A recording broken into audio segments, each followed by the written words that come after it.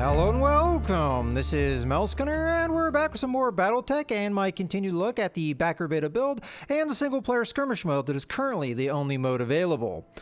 For this video, I'll be doing something a little bit different than what I've been doing in the past, which is going over gimmick builds. Instead, we're going to focus on well-rounded builds. Now, what do I mean by a well-rounded build? Well, I'm looking to have at least one scout, one, preferably two frontline mechs, and one support mech, and each of these are lance loadouts. And the goal here is to make ourselves not only a well-rounded build, but one that will be successful. So we're looking for a powerful build here, rather than something that is more gimmicky like we've been previously doing.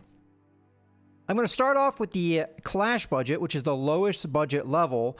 We're going to do a few different builds at this level, then we're going to move up to the next one, which is the battle budget of 20 million. We'll do a few videos on that, and then we'll move up to the last one, the war budget, and at least that's the game plan. So for my first build, I have as my scout, I have a Locust.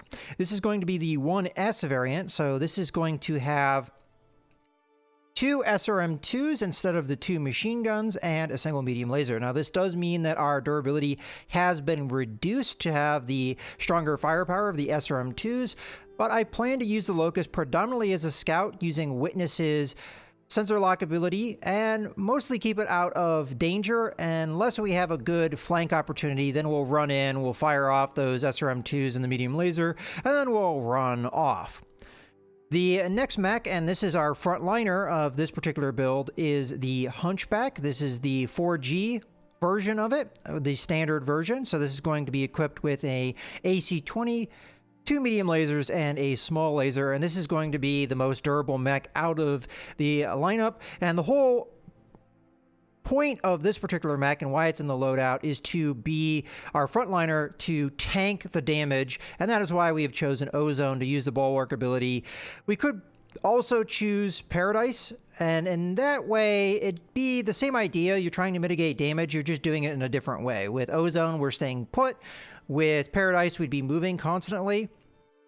Honestly, in my experience playing with the Hunchback, sometimes Paradise could actually be the better of the two, because with Ozone, you're wanting to stay still. There's a real chance that the enemy will surround and get in behind you. This is why ideally you usually want to have two frontline mechs, but in this particular loadout, we do not have two frontline mechs. Instead, we have two support mechs. So the next mech we're going to take a look at is the Panther, which is going to be our first support mech. The Panther is going to be loaded out with a PPC, which is going to be long-range direct fire support, and then we have a backup of an SRM4 if things do get up close and personal. Then finally, we have our other support mech, and this is going to be our more powerful of the two support mechs, armed with two LRM-15s, which is going to allow us to indirectly attack our opponents, and a backup of 3 medium lasers. From what I've seen with Trebuchet, it does have problems with heat, so we will have to balance that.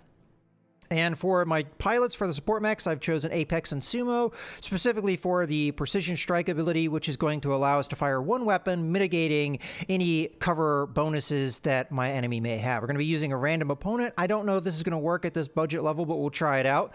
And to keep things consistent, for all of these builds, I'm going to be doing the river crossing map, which is I consider the standard map.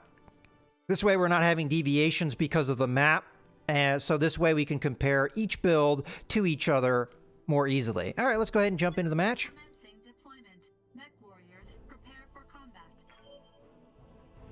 So as I said, the main thing we're going to struggle with this particular build is keeping our Hunchback in that role where it can tank. It doing damage is not really as important. It can do damage because it is an AC-20, although we have seen that that has a habit of missing the AI maybe a little bit more than it should.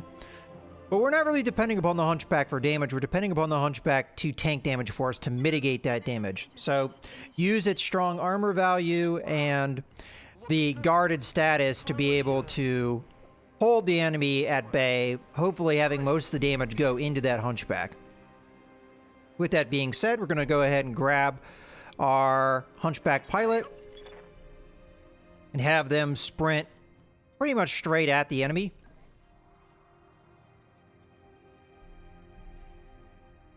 There may be a reason why we want to sprint over here instead and be stuck in these woods, but these group of woods wouldn't be too bad either. For Apex and the Panther, we'll go ahead and put up on this crest in the woods. This space here counts, and as does this one. Let's go ahead and go for this one. And we'll face ourselves over there. With Witness, we really just need that scout. I'm going to go ahead and run over here. This way we have a couple different opportunities to possibly get a flank. And then finally, with our trebuchet, we're going to come in on top of this hill. We'll be out of line of sight because of the rocky outcropping in front of us, but it'll also close the distance so that we can possibly get some strikes in here without having to move too much. Alright, so we already have our enemy contact. This is a fairly small map, so we're going to have action usually pretty soon. Because of the random selection, we don't really know what our opponent's going to be, but I don't really know if this random element really works. As we saw when I was doing the war budget, it was just picking the same opponent every time, so we'll find out. If I do the next one of these at clash level and we get the same opponent, I'm going to start wondering about that. Alright, so we might as well reserve at this point. We do have a bit of an advantage over the AI in general. As we've seen, the AI at the moment is pretty rudimentary, and it doesn't use a lot of the skills or... Ooh, the Hunchback is already being seen here. So taking a little bit of damage. Alright, we do not have line of sight yet, though. And this is a light mech, 35 tons. I'm going to assume a Jenner, and then we have another Jenner possibly here. That one has evasive. We can be certain that the opponent now has line of sight, so... At this point, the Hunchback is just as defensive where it is, not moving, as it would be if it moved. So I think we're going to go ahead and move with Witness first. And I think with this, I'm going to go ahead, because I can't be certain that this Jenner won't be able to get to me. I'm going to go ahead and move into the woods. It's not important that I have line of sight or not. So we'll go ahead and move into the woods like so. We use our sensor lock ability on this Jenner because it's literally standing right there. And we have several mechs that can punish it for being as close as it is. Use our sensor lock ability on that Jenner, which is going to remove its movement and evasive bonus. It's also going to give us line of sight, which we already have, so no real need to do that. We're going to have their last mech move. So they have a bevy of light mechs. Now, one of them could be a medium mech that is using Arc Light, which has the Master Tactician ability, which makes you move at a higher initiative than you normally would. Okay, so now we can go ahead and start acting here. So our Hunchback can see the Jenner without having to move. And again, we don't want the Hunchback to move if we can avoid it. So let's go ahead and select the Jenner as our target. We're going to use all of our weapons. There's no real reason why not to. We really want this AC-20 to hit, but as we've seen, AC-20s have a habit of missing. It looks like we did get a hit there. Blew off its leg, so we're going to be able to get a targeted shot with all of our other mechs, which is going to be fantastic. Now, our trebuchet is going to have a really hard time hitting the Jenner because of how close it is. I'm not really sure how much we'll be able to really do at this point. We can reverse move if we want, and it looks like we can move all the way over here. I don't know if that's far enough away to be able to get a good shot off, though, because of the minimum range. We might be better off just moving straight back instead. Looks like we'd be able to get that in the range band we're looking for, though, so that's good. We don't have to remove any cover, so there's no reason not to fire both LRM-15s. We only have a 55% chance to hit. I'm not exactly sure why it's so low. I think we're just going to go for the kill, go for the center torso. I don't think we're going to get a lot of hits here, though. But we do good damage nonetheless. Alright, we have one mech left to go. We can probably just stay where we are. I don't see there's any reason that we'd want to move. Our PPC has a good chance to hit. The SRM-4, not so much. We might as well fire both. We're going to go for that center torso again, try and get that kill if we can. Unfortunately, we missed. But we still did massive damage to... I didn't see the SRMs fire there. I don't think I deselected them. Okay, the Jenner is going to stand up. It should still have weapons. We only blew off its arm. It's going to remove a good portion of its weapons, but it should have the left arm and the... I can't remember where the... Is it center torso where the SRM is? But the ammo I don't think is in the center torso. Okay, so our Hunchback took a little bit more damage, but that's what it's meant to do. It's meant to take damage. Okay, the Jenner is still a target, so at this point I'm going to go ahead and have Apex move. We're going to attack. If we only use the PPC, we will remove the cover bonus, and that's exactly what we're going to do. Fire away. If we get a center torso hit, not quite, but again, removing all of the weapons that our opponent has, and depending on where that ammo is, we might have removed all of the weaponry of that Jenner, so that Jenner may not be a threat anymore. Okay, here comes their other Jenner. It's going to go after our Panther, which was in a position to take that damage, unfortunately. In cover, though, so... not a super big deal. Alright, so at this point, we don't know what these mechs are. We've got two... well, one medium mech, I don't know what the other one is. I could use Witness just to sensor lock the Jenner that's in front of us, which has evasive up, so there's a real reason why we'd want to do that. I hear ya. And it's already moved, so we can pretty much counteract what it's done. So we're going to sensor lock it. Move that evasive. And this is one of the problems with the AI. They're more or less suiciding these lighter mechs. This is something you really don't want to do with lighter mechs. Okay, 25-ton mech. So we have another light mech. I'm going to assume a commando,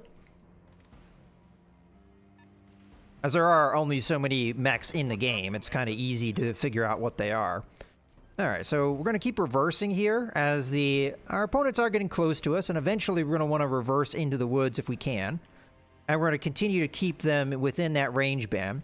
We do have the cover bonus with our opponent here, so we're probably going to only fire off one LRM-15, so we can remove that cover bonus. And that's exactly what we're going to do. 70% chance to hit.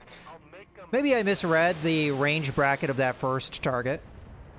But we're going to hit with a lot of that. And Jenners don't have good armor, so they're not going to really like that kind of damage. Here comes their medium mech. So we're facing 3 light mechs and a medium mech. Don't have line of sight yet, but I'm going to assume that's a Hunchback based off of what just got shot at me. Fortunately for me, the AC-20 missed, because that's a good deal of damage. Okay, at this point, we're just going to stay still, and we're going to fire at the Jenner that's right up in our face. Only a 75% chance to hit with the AC-20, but still worth firing. If we land with it, it's going to do very devastating damage. We managed to hit it in the leg, which is going to blow off its leg. It seems like AC-20s have a habit of kneecapping enemy mechs, which is good in a way. That does mean we get targeted shots now. Granted, we've already moved, so the Jenner is going to get back up, and now it's going to move. I don't know if it's going to try and go for a flank or what it's going to try and do. Oh, yeah, it's coming in. It's going to get in on our rear, so it's going to remove our cover, doing pretty heavy damage to our rear. We will be able to counterattack that easily, though. Okay, at this point, I don't really feel like What can I do for you? Witness has really anything that I need him to do, so I'm going to go ahead and we're going to make a move to counterattack this Jenner.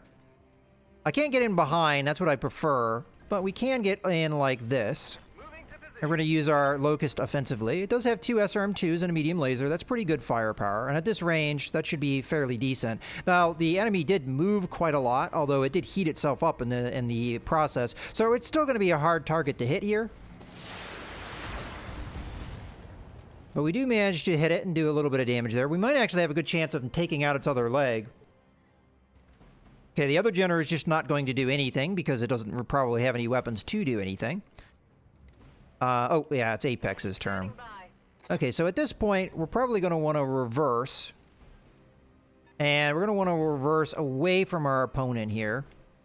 I'd ideally like to get up to the woods if I can, so we can have a defensive bonus. But we'll get at least within our minimum range for our PPC. I'm going to fire both weapons, though. Even though we would remove cover, I think the SRM4 at this range is going to be pretty valuable, so we'll turn that on. They will get the cover bonus, 65% chance to hit. So there's a good chance that we won't hit with this PPC. Firing all weapons. Yeah. Yeah, we took out its other leg. That's really good. And down it goes. 2 legs and you're gone. Okay, so here comes their commando. Going to open up on our hunchback. Fortunately, we did take a head hit there. So as you saw, a real problem with just having one frontline mech is it does make it a little bit easier to get flanked like that. But I think we'll be okay at the meantime, especially if we take out their last light mech. So we're going to want to stay where we are. And we'll just go after the commando at this point. We're going to fire everything we have. Ozone has another good thing about him is his high gut skills, so we can really deal with heat and pretty much consistently fire all of our weapons here. So we'll fire at the commando. There is some damage mitigation. Ooh, big hit there with the AC-20. Take out that right torso along with the right arm. That's only going to remove the SRM4, which isn't the bulk of the commando's firepower. Looks like we're going to eat an AC-20 hit, though. But we are going to reduce it by half, so we have enough armor that we can take maybe another one of those hits without it being too much of a problem. Okay. At this point, we probably are already in ideal range for our LRMs. We can just use one, and we would remove the cover bonus. I think we might as well do that. This might be enough to actually take him out if we get enough center torso hits, but unfortunately we were not lucky with that. Okay, at this point, it's going to be our turn. I can get aggressive with our Locust and come in and try and do some damage, but I don't think that's a particularly good idea. Instead, we're going to just use Apex here, and we're going to use Apex as we have been using, and just use the PPC, fire at range as a nice support mech, and try and take out this commando. 95% chance to hit. And boom, center torso, down you go. We've actually gotten pretty lucky with some of the accuracy of our shots, so another mech down. At this point, we might as well reserve with Witness. Witness is there to do flanking moves. Oh, another AC-20 hit there. As I said, we won't be able to take too many more of those. Now, we can move... No, that's not true. We have to stay still if we want to do that. All right. So Witness is going to need to give us line of sight to the other opposing mech here. So that's what we're going to do. We're going to move in here. This is going to give us line of sight for our other mechs. We can do a sensor lock if we choose, but I don't think we're going to need to do that. At this point, we see that the Hunchback has its guarded status. We can take advantage of that with some of our mechs. We're just going to go ahead and fire our weapons here. I don't see a reason why not to do that. We don't do as much damage, but it's still good damage nonetheless. Okay, so Ozone, at this point, now has a line of sight. So he can counterfire at the opponent. But the problem is with that our chance to hit is not particularly good.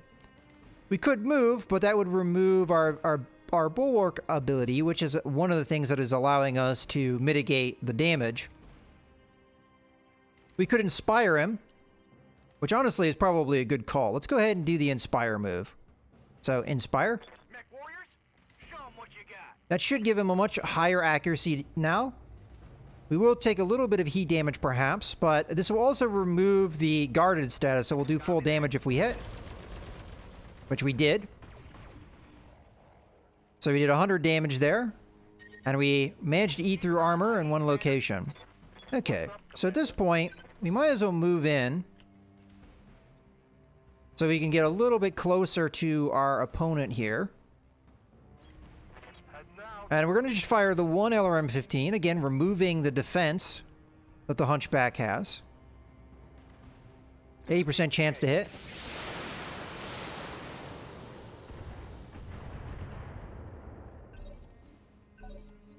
Okay.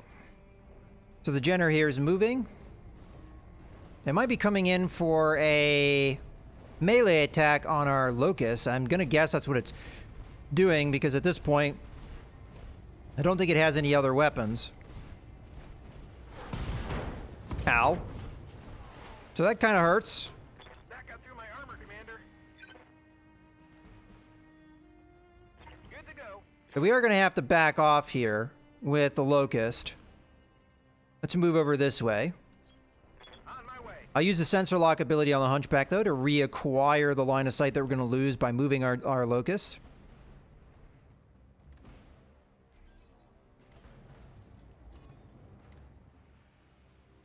I'm going to make that Jenner pay, but just not right this second. Apex is going to... Are we not in the woods? We're not in the woods. So we're going to reverse a little bit here to get up into the woods. Right about there. Moving out. And we'll go ahead and fire our PPC off here. Only a 65% chance to hit. I think it's a little far range-wise. We did manage to blow off the right torso, which is going to remove most of the damage of the Hunchback, which is very good. Now it's just going to be a medium laser firing at us, which missed. So we're in a really good position right now. Okay, at this point, with Ozone, we're going to go ahead and make the Jenner that just moved up here pay. So we can either melee attack, staying in the woods, or we could stay where we are and continue to have our good defense. But at this point, we're only being threatened by a single medium laser. I think we're okay to engage here. We only have a 75% chance to hit, but we'll go for it. Okay, we got a good hit there and managed to kill the Jenner. So you melee attack one of my friends, I melee attack you, and that's all she wrote. Okay, so we're going to continue to peck away at this guy. 80% chance to hit's pretty good, and we're going to be removing that guard status every time we hit him. And I think this is pretty much a done deal at this point.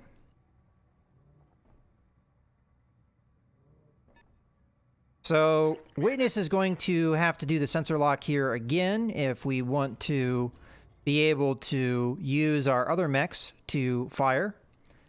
I think Apex at this point is going to move up a little bit, get into this bit of woods, so that we're going to be a little bit closer range, be able to get a little bit more accuracy on our shots here.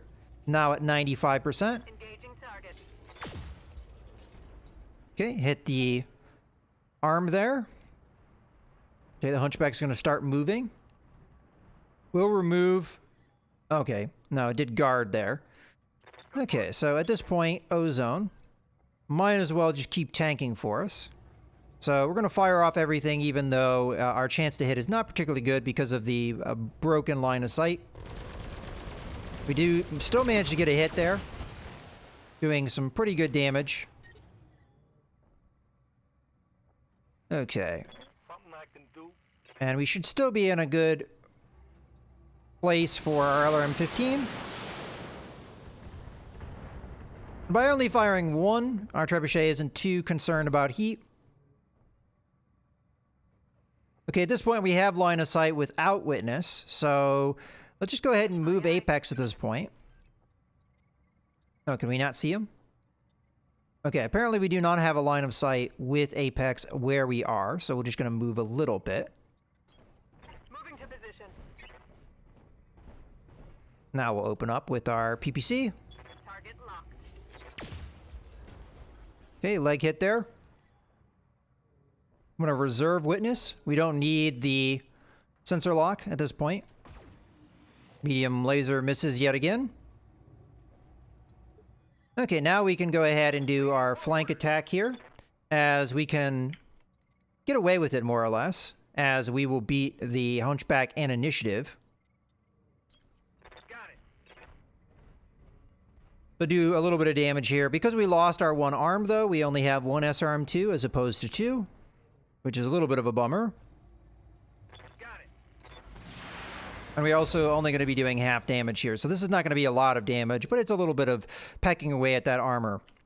All right, so Sumo at this point, What can I do you? I'm going to go ahead and Inspire because he can do the most damage. Gloves are off. We're going to be using both our LRMs at this stage because we still get through the guarded status when you Inspire. Target. We now have a 95% chance to hit, so most of these missiles should land. So pretty devastating damage there. And then we can try the finish off with our hunchback.